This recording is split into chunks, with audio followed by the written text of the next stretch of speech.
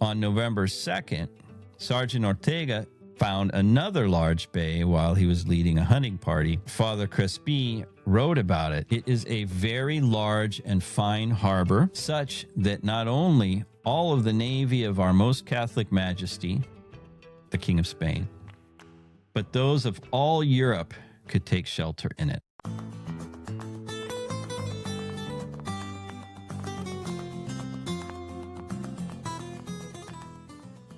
So for a while, I've wanted to do something about the Portolá Expedition.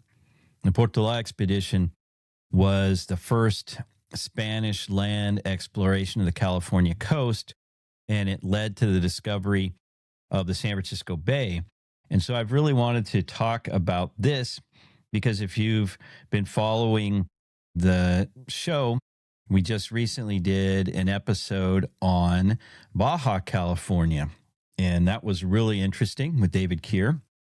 So I also wanted to understand a little bit about how the upper part, what is today the U.S. state of California, was really kind of explored and mapped. And so that really happened with the Portolá Expedition. So let's get into it and talk a little bit about it. What I'm going to say today is based on an article that I wrote for CaliforniaFrontier.net, our website, and you can go find that there. So to begin, you have to realize that for centuries, the Spanish Empire dominated trade between the Americas and the Far East. So especially in the 16th and 17th centuries, you had Spanish ships traveling across the Pacific, carrying goods on what was called the Manila Galleon between Acapulco and Manila, right? And especially beginning in the early 17th century, these galleons, these ships would stop along the coast of California, of what is today California, to rest, resupply with water, etc. But by the middle of the 18th century, Spain wasn't the dominant power in the Pacific. It found itself competing with other European empires for control of the Far East and the Pacific. And such was the case that in 1765, the King of Spain, Carlos III, decided to send a representative to New Spain, which today we would identify as Mexico and the parts of the U.S. that were Mexican territory, namely the Southwest California, Arizona, New Mexico, parts of Colorado, Utah, Texas, a lot. Anyway, he wanted to send a representative to New Spain to understand what was going on there and to strengthen Spanish power.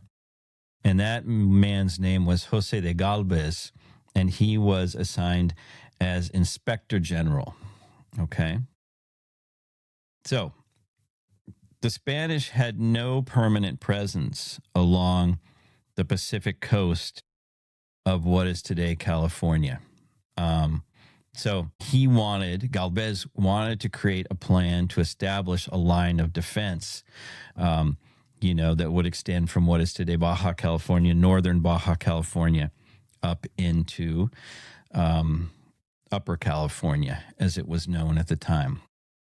So his idea was to protect the Spanish territories, the territories that Spain had claimed, but wasn't really occupying, from being seized by other foreign powers, namely the British and the Russians. And in fact, the Russians already had a fur trade developing along Alaska's coast, and the Spanish rightly believed that they would eventually want to expand south into California. So just by way of making things clear, when I say from here on in, when I say California, I'm going to be referring to Alta California, Upper California, what is today the U.S. state of California. But at the time, California, as you probably know, was really indicative of what is today Baja California. Now, apart from what the Russians were doing, the real threat to Spanish control of the Pacific was England, was the British Empire. And as a result of the 7 Years' War, which in the U.S. we call the French and Indian War, the English had really laid claim to being the most powerful nation in the world. They had obtained Canada from the French, and they had also acquired all of the Spanish territories in North America east of the Mississippi River. In the Pacific, they began to attack Spanish-controlled Manila. They took over the Philippines. They sacked Manila. And explorers like Commodore John Byron and Captain James Cook were exploring the oceans, the Pacific mainly, that Spain once dominated.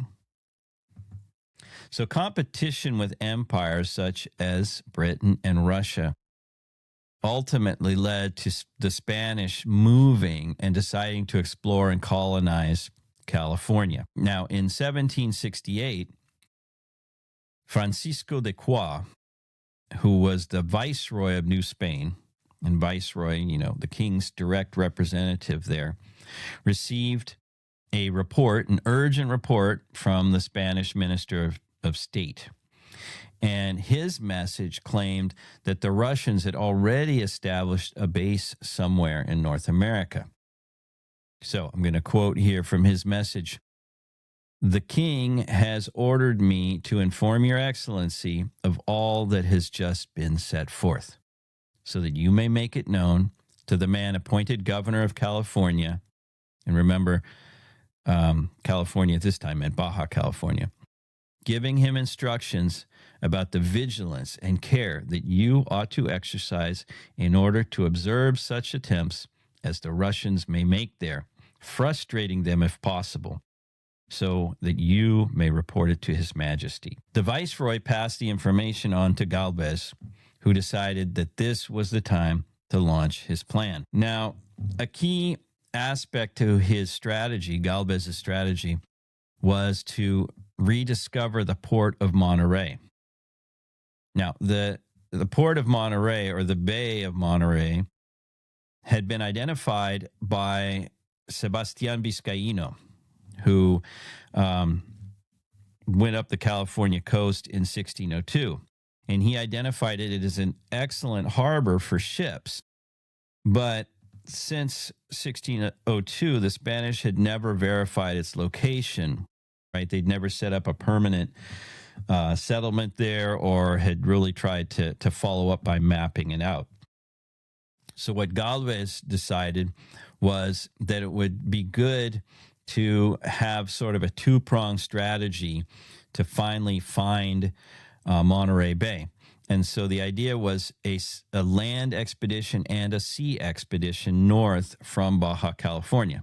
The first thing that they would do is seek out the port of San Diego, which had been identified by Cabrillo all the way back in 1542, and then later again by Vizcaíno in 1602. That was a little bit easier to find. And there they would establish both a mission and a presidio. So a mission to spread Christianity to the native people there, and then a presidio, which would be a fort, right? And they would do the same in Monterey, provided they found it. What Gálvez called this expedition was the Sacred Expedition, since it wasn't just a military effort, but the idea was to found missions as well. So, the person that Gálvez,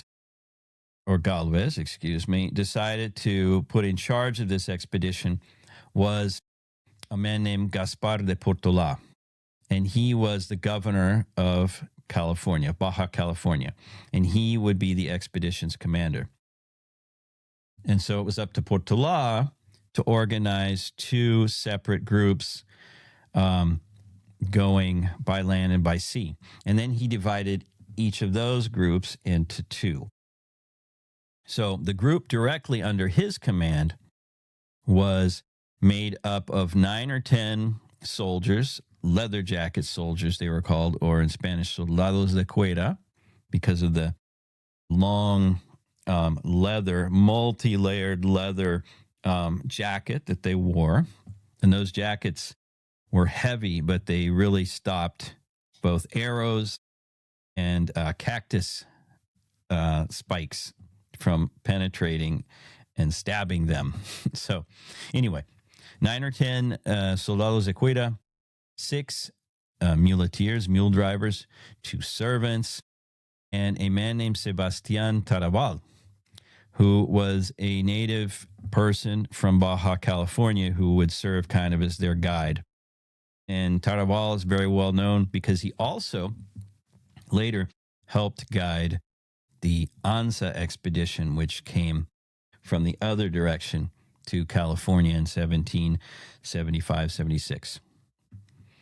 So Sergeant José Francisco de Ortega, very important figure in California history, served as Portolá's second in command, and Father Junípero Serra was assigned to oversee the religious portion of the journey, including the founding of the new missions. So the group left Loreto, which is on the southern end of Baja California, and it's where the southernmost mission in Baja California was, and still is there today, on March 9th of 1769. Now, because Father Serra had a wound or a bite, we're not sure what it was, but he had an infection in his leg that was really afflicting him, he had to delay his departure. And he wound up, going by mule and on foot and meeting up with the rest of the group on May 5th at the mission of Santa Maria, which is about 200 miles north of Loreto. And Father Serra there decided to found a new mission called San Fernando de Belicata, several miles north of Santa Maria. And he appointed another priest, Father Miguel de la Campa y Cos, as its administrator. And that is actually the first mission that Father Serra founded in the Californias. So sometimes we talk about 21 missions in California, but you could even say that the first one founded by the Franciscans, by Father Serra, was in Baja California, in Belicata. So anyway, once they got going, the group arrived in San Diego on July 1st of 1769, which you could really say was the date of the establishment of Alta California. In the meantime, there's another group that Portolá established, and that was led by Captain Fernando de Rivera y Moncada, who was the commander of the Presidio at Loreto. And they set out on March 29th. So along with Rivera traveled Father Juan Crespi, another Franciscan, and he was the historian of the expedition, kept a diary, wrote things down. And along with them, there were 25 soldados de cuerda from the Presidio at Loreto, along with 42 native indigenous militiamen that Rivera had recruited several months earlier. So I think this is really interesting. So we have a whole group of Spanish soldiers, you have priests, Spanish priests, and you have natives from Baja California Indians who are serving as well on this expedition. Now, Rivera's portion of the group arrived in San Diego on May 15th, several weeks prior to when Portolá arrived, and that was partly because they were waiting for Junípero Serra. Now, the second prong, or the other prong of the expedition, was the sea one. And there were 2 ships that left from La Paz, Baja California, and headed to San Diego. The first was the San Carlos, which departed on January 9th. And on board of that ship was Engineer Miguel Constanzo, a very important figure in early California history, and Don Pedro Fages, also very important and he was the lieutenant of the company of Catalonian volunteers, 25 of them. So soldiers, the original unit was from Catalonia in Spain, which is where Barcelona is the capital of Catalonia. And they traveled with Fages, and that journey on the San Carlos took more than 4 months. By the time the San Carlos arrived in San Diego on April 29th, the ship had experienced severe storms. It was leaking water, and many of the crew were suffering from scurvy. The second ship, the San Antonio, left La Paz on February 15th, much later. But unlike the San Carlos, it encountered favorable winds and was able to stop at an island in the Santa Barbara Channel where the crew actually received fish and fresh water from native people on the island. The San Antonio arrived at San Diego on April 11th, 1769, so weeks before the San Carlos. So they actually wound up setting up a field hospital to attend to the sick from the San Carlos when they arrived, and while they were waiting for the land expeditions to finally show up. Now, there was actually a third ship called the San Jose, which left for San Diego on June 16th, 1769. It had to turn back from repairs, and by the time it was repaired and departed again, it was May of 1770, almost a year later. But the ship, the San Jose, was lost at sea and never heard from again. So let's talk about the march to Monterey. So once all of the parties had successfully been reunited at San Diego, Portolá had orders to go up to Monterey, as we know, where they were to try and locate the port and establish a mission and a presidio.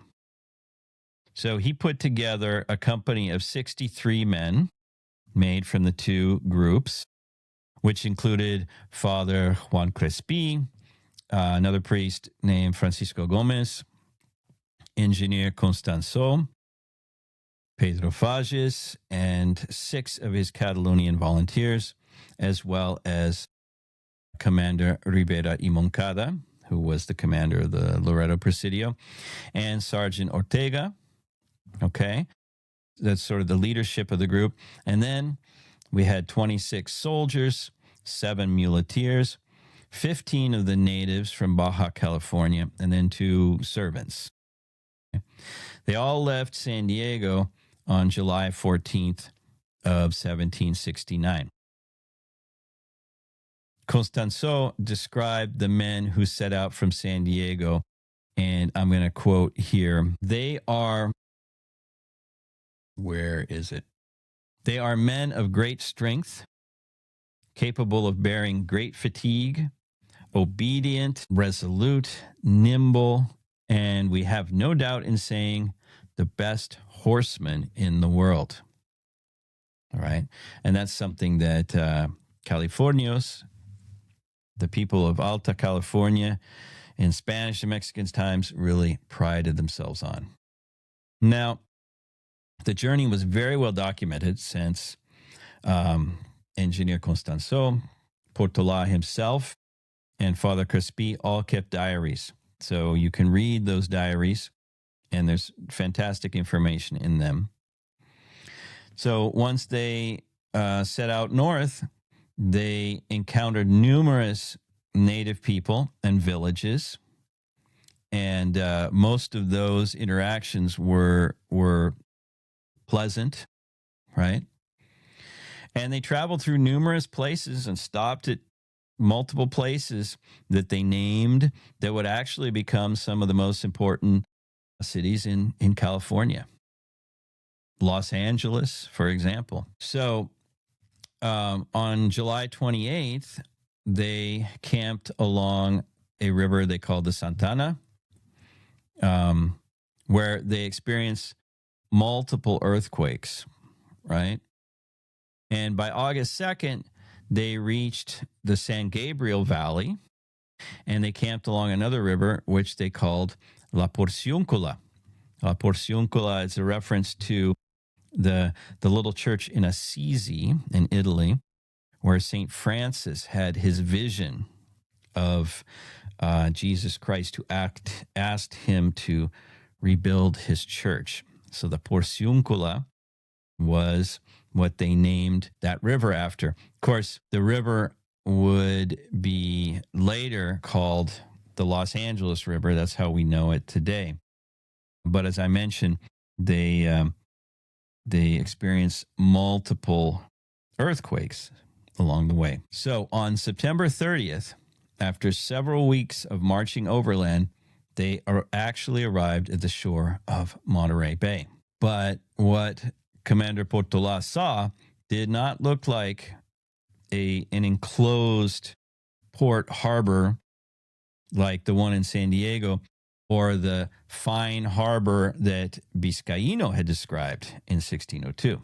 What he did was he ordered his troops to continue north in hopes of actually discovering Monterey Bay. And this mistake was actually very fortuitous, because on November 2nd, Sergeant Ortega found another large bay while he was leading a hunting party. And Father Crespi wrote about it. Father Crespi was very impressed with it. And in his diary, he described it this way. And once again, I'm quoting here. It is a very large and fine harbor, such that not only all of the navy of our most Catholic Majesty, the King of Spain, but those of all Europe could take shelter in it. Portolá was actually disappointed at not finding Monterey, and this new bay, which they saw, this enormous, new, beautiful bay, he considered to be an obstacle to further exploration. That bay, as you probably guess, would later be named San Francisco. So they came across the San Francisco Bay while looking for Monterey. And in fact, there's a monument, and you can see a picture of it, marking the first Portolá camp after the discovery of San Francisco Bay in Millbrae, which is just south of the San Francisco airport. Now, by that time, their supplies were exhausted. So Portolá and his men made their way back to Monterey. And on December 9th, they began the return trip and reached San Diego, which by that time had a mission founded by Father Serra on January 24th, 1770. In fact, Father Serra, when he heard that they had not found Monterey, kind of sarcastically said, "So you came from Rome without having seen the Pope?" Now, as you can imagine, Portolá was not very happy at not completing his mission, and of course, being a little bit of a butt of a joke here. So they set out a second time on April 17th of 1770. But this time, they knew the route, and they were able to successfully identify the Monterey Bay. By May 24th, they set up a headquarters there, and Father Serra and Miguel Constanzo arrived on board the ship, the San Antonio, on May 31st, and soon they founded the mission, San Carlos Borromeo, which is there, and the Presidio.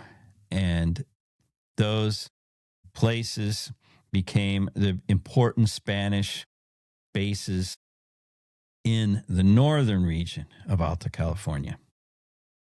So with that base established, Captain Fages, together with Father Crespi, began to explore the surrounding territory.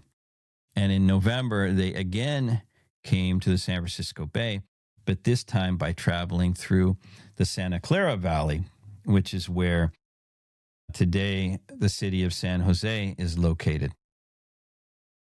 Now, 2 years later, Captain Fages and Father Crispy again traveled north to explore the San Francisco Bay region. And this time they crossed through the Salinas Valley, the Santa Clara Valley, and on their return, they actually became the first Europeans to view the great San Joaquin and Sacramento valleys, the great Central Valley of California.